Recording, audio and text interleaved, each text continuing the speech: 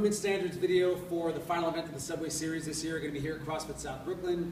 We've got 3 girls. We've got Fran, we've got Isabel, and then effectively Grace on the back end with a cleaning jerk. We'll go through the range of motion requirements for each.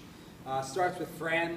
The running clock, you will have 7 minutes to complete Fran. The thruster starts out the workout. So thruster, we're looking for a full squat to overhead lockout with control. You can full clean the first one, pass through the squat, and get overhead. You could also power clean the first one, move through the full squat, and get overhead. We're looking for 1 range of motion overhead, so no jerks. Jerk would be a miss rep. You show a jerk 1 whip. So that would be a no rep. Or finishing out in front would be a no repetition. We're looking for the mass of the bell to be above your hips and feet at the finish of the thruster. That takes care of the thruster. RX load for guys, 95, for gals, 65. If you're scaling, the weights are 75 and 55. RX moves over to the pull-ups. Any version of the pull-up is going to be okay. Any grip, switch grip, chin grip is fine by us. You can do a strict pull-up. Probably take you quite a bit to get through Fran doing that. You can do your standard kip, chin passes over the bar at the top, straight elbows at the bottom, or you could butterfly these. We're looking for on the butterfly, as in the rest of them, that your chin clears the horizontal plane of the bar, as Whit is doing there.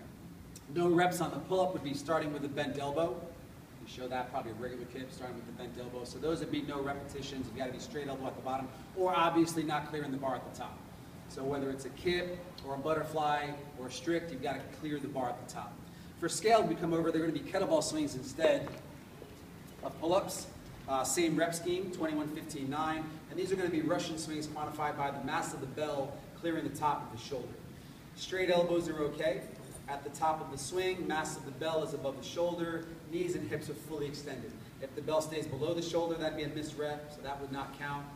Or if you do have knee and hip flexion as you finish that swing, that would be a no rep. So show us a couple good ones again. Knees and hips fully extend, mass of the bell above the shoulder, and you can deadlift that. So that takes care of your Fran. You have as much time as you, until the 7-minute mark to rest. At the 7-minute mark, there is a required 1-minute rest anyway, where you can change your weight on the bar to start Isabel. RX load for guys, 135, for gals, 95. Scaled is going to be 95 and 65 for guys and gals respectively. Any version of the snatch is okay, so it could be a split snatch. Whit's getting their own work. It's about 98 degrees here. We're doing this on the hottest day of the year. You can do a power snatch, or you can do a full snatch. Any of those would be good repetitions.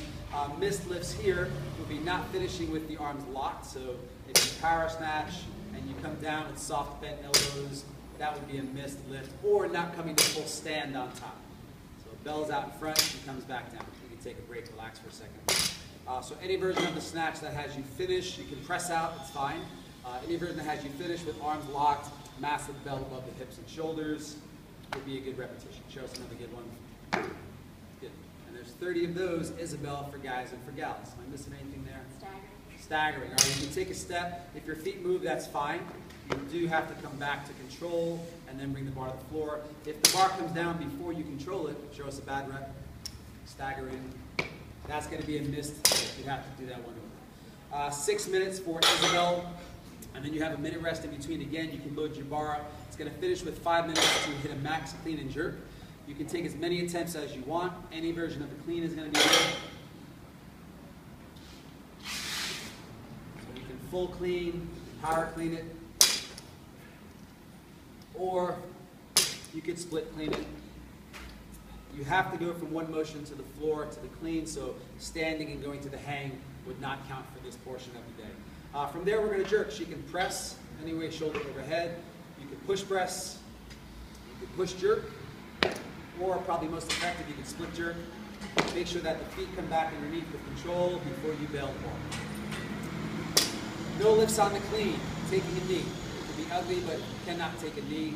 So we're not going to demo that, but don't take a knee on your clean. Let's talk about missed lifts on the jerk. If the bar finishes out in front and then you bail it, that would be a missed lift. If you're moving your feet around, same as the snatch. You have to come to control before the bar comes down. So you can poke around a little bit as long as you control it before bailing the bar.